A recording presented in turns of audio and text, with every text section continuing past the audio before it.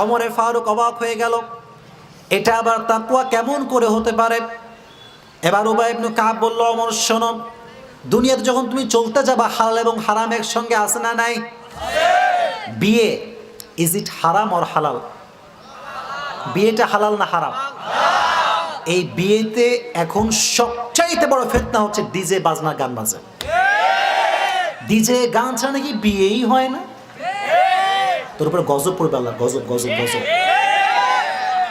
বিশাল বড় আল্লাহর ওলি দেয়। আরে মুরব্বীদের দুঃখ শোনেন, মুরব্বীরা কিন্তু গান বাজনা পছন্দ করে না। তো মুরব্বীরা যখন গিয়ে বলে যে বাবা গান বাজনা, বলে মুরব্বী খ্যাত, মুরব্বী খ্যাত। তুই খ্যাত, মুরব্বী স্মার্ট, তুমি খ্যাত।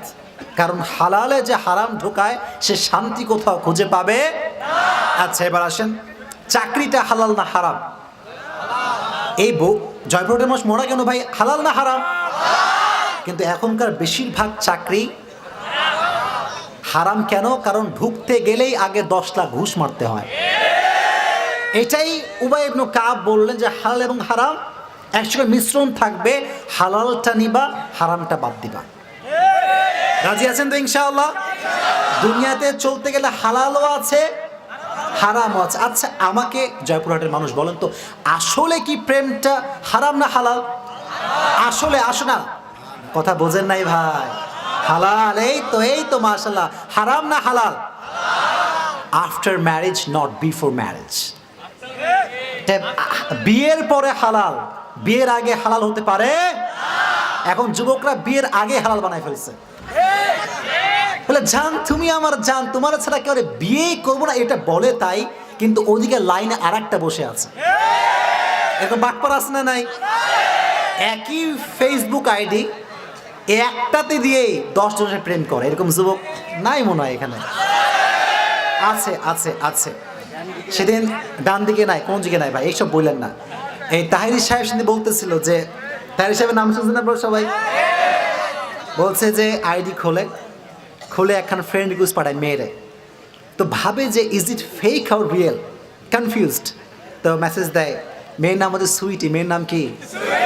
বলে হাই, মেয়ে কয় হ্যালো, ছেলে কয় আসসালামু আলাইকুম, মেয়ে কয় ওয়ালাইকুম আসসালাম। কিছু কথাবার্তা বলার পর আমি কি একটা ভিডিও কল দিতে পারি? মেয়ে বলে যে না, আমি ভিডিও কলে কথা বলি না, অডিও কল দিতে পারি। বলছে ঠিক আছে তাহলে একটা অডিও কল দেন। যখন অডিও কলে শোনে যে কণ্ঠটা আসলেই মেয়ের, খেলা শেষ, শুরু হয়ে গেল চ্যাটিং। তাহলে একটু সাক্ষাৎ করি, আসেন, ওখানে আসেন, এখানে আসেন। এটা করতে করতে জেনার দিকে মানুষ চলে যায়।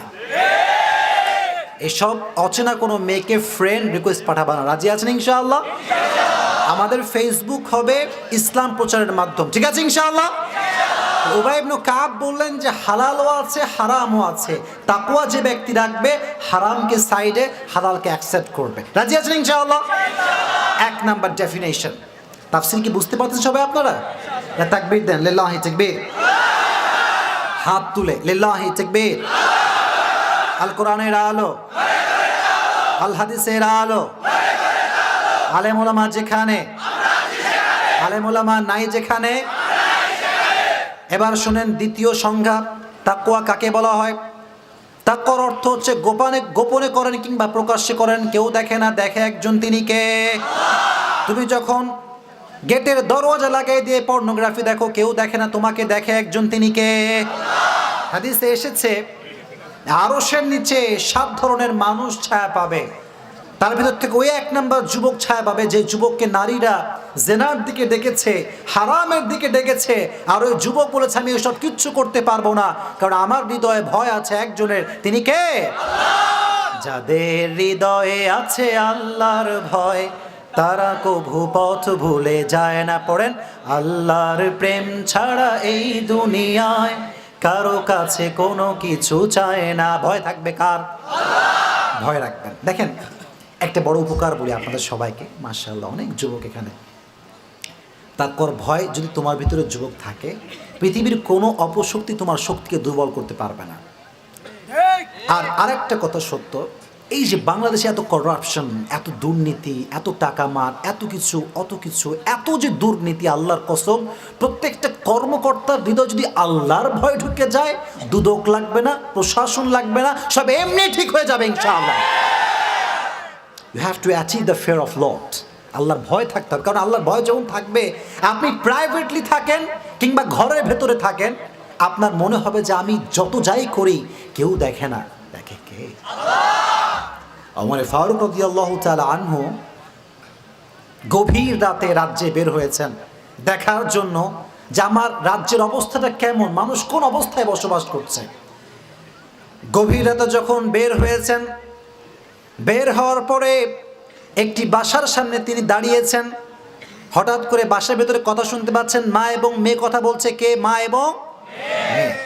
মা বলতেছে মেয়েকে যে শোন, বাইরে থেকে দুধ নিয়ে আসছি, এখন তোর কাজ একখান, খালি পানি ঢালবি। কি ঢালবি? কথা কন, কি ঢালবি? আচ্ছা লজিক্যালি আমাকে বলেন, দুধের মধ্যে পানি মিশানো এটা কি ভালো মানুষের কাজ হতে পারে? মেয়ে বলতেছে যে মা, এই ভেজাল কাজ আমি করতে পারবো না, আই এম রিয়েলি সরি, এটা পারবো না আমি করতে। তো মা বলতেছে কেন পারবি না? বলতেছে মা, তুমি কি জানো না যে অমর রাজ্যে ফরমান জারি করেছে যে কোনো প্রকার কোনো দুর্নীতি, কোনো প্রকার দুধে কোনো পানি মেশানো আমার রাজ্যে হতে পারবে? মা ডাক দিয়ে বলো, তুই কি পাগলি? অমরের 14 গোষ্ঠী কেউ তো এখানে নাই, কিন্তু অমর আসলে আছে না নাই?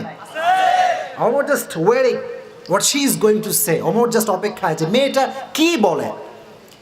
মেয়েটা বলল, মা গভীর রাত, অন্ধকার রাত, রাত 2টা বাজে, কেউ দেখে না, কেউ শোনে না, অমর নাই, অমরের রাজ্যের কেউ নাই, কিন্তু এই অন্ধকার গভীর রাতে যদি আমি অন্যায়টা করি আমাকে দেখবে একজন, তিনি কে? এটা শুনে অমর, এরকম হয় না মাঝে মাঝে আমরা কেঁপে উঠি, এরকম এরকম হয় কি হয় না?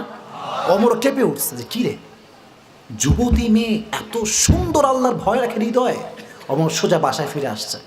যুবকরা মনোযোগ দিয়ে শুনলাম, মুরব্বীরাও শোনেন। অমর এসে সন্তানকে ডাক দিয়েছে আব্দুল্লাহ ইবনে ওমর। তার নাম কি? আব্দুল্লাহ ইবনে ওমর। বলতেছে, সন্তান শোনো, তুমি কি বিয়ে করবা? হ্যাঁ। কয়, আব্বা আমি বিয়ে করবো, রাজি আছি, কোনো সমস্যা নেই। আচ্ছা, বলে মেয়ে একখান পাইছি, মেয়েটা হচ্ছে দুধওয়ালির মেয়ে। সুবহানাল্লাহ পড়লেন না?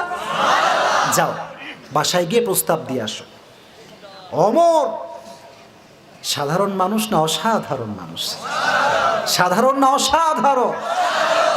রাষ্ট্রের খলিফা, প্রাইম মিনিস্টার, প্রাইম মিনিস্টার নিজের ছেলেকে বিয়ে দিচ্ছে একজন মেয়ের সঙ্গে যে দুধওয়ালির মেয়ে। আর বর্তমান আব্বাজানেরা টাকলা সরকারি চাকরিজীবী ছাড়া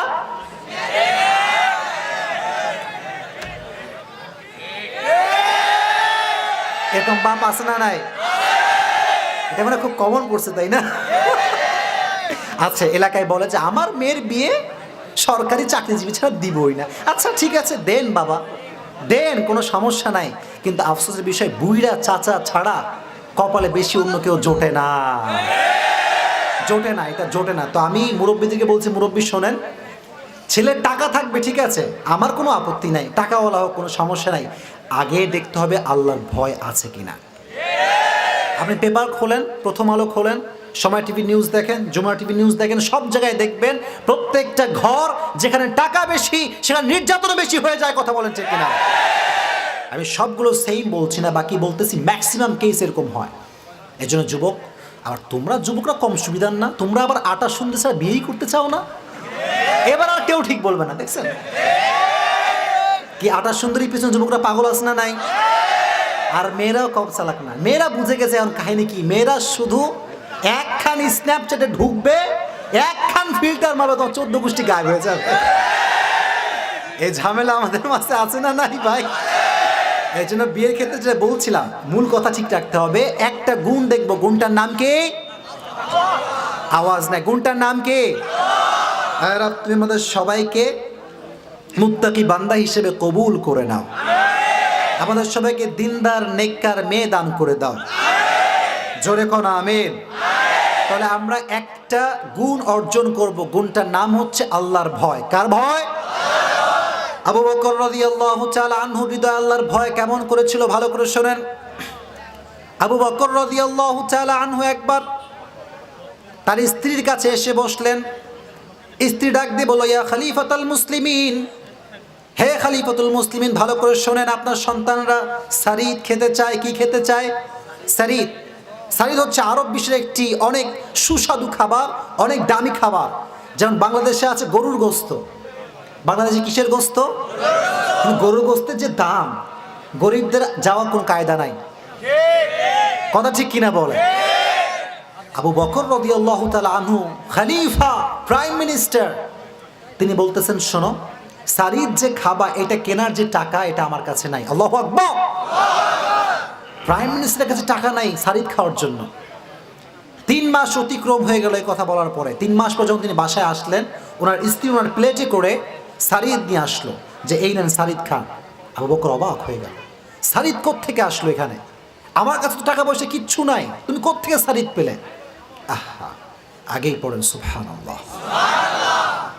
জয়পুরের মানুষের মরা কেন? জয় বলেন সুবহানাল্লাহ। কোত্থেকে সারিদ তুমি পেলে? বলে, আপনি যে প্রতিদিন বাজার করতে টাকা দেন, এই বাজারের টাকা বাছায় বাছায় বাছায় বাছায় আজকে সারিদ কিনে নিয়ে আসছি। উনি খেলেন, খাওয়ার পরে মাজলিসে শুরা ডাকলেন, ডেকে বললেন, শোনো সাহাবা একরাম, তোমরা আমাকে রাষ্ট্রের পক্ষ থেকে যে ভাতা প্রদান করো এটা আজ থেকে কমিয়ে দিবা, কারণ আমি আবু বকর এর চাইতে কম ভাতায় কম বেতনে আমার জীবন চালাতে পারবো। সুবহানাল্লাহ পড়ে। রাষ্ট্রের পয়সা হারাম আপনার জন্য। রাষ্ট্রের 1 পয়সা যে মেরে খাবে, আল্লাহর কাছে বিচারের দিনে কাঠ করে দাঁড়াতে হবে, আওয়াজ দিয়ে বলতে হবে ঠিক কিনা। কি আল্লাহর ভয়! সামান্য সারিদ খাবে, টাকা পয়সা নাই। এজন্য যুবক শোনো, হৃদয়ে তাকওয়া যখন বেশি, দুঃখ কষ্ট একটু বেশি আসবে। হতাশ হওয়ার কোনো কারণ নাই, হতাশ হওয়ার কোনো কারণ